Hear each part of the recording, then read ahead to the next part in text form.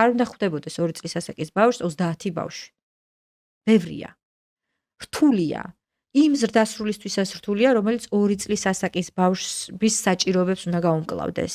და მე რა ხდება? ჩვენ აი ამ ყველა ბევრ 2 წლის ასაკის ბავშვს ერთნაირად ვექცევით. მაშინ, როდესაც თითოეულ ინდივიდუალურ 2 წლის ასაკის ბავშვს ჭირდება ინდივიდუალური მხარდაჭერა. ვიღაცას უნდა რომ მის ნაცვლად ილაპარაკო. ვიღაცას პირიქით უნდა მიდის, ადის იმ ხეზე და კედელზე და იმას სხვა მხარდაჭერა სჭირდება.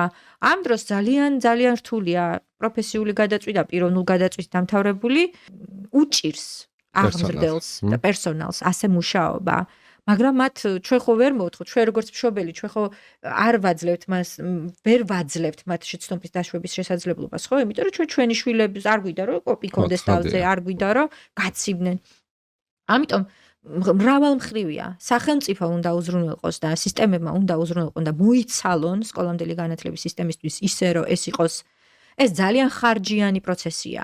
სულ სვეთადია მასალები, სულ და ძალიან მაღალანაზღაურებადი უნდა იყოს. ყველა ნორმალურ განვითარებულ ქვეყანაში განათლების სისტემა არის ყველაზე ერთ-ერთი მაღალანაზღაურებადი სექტორი.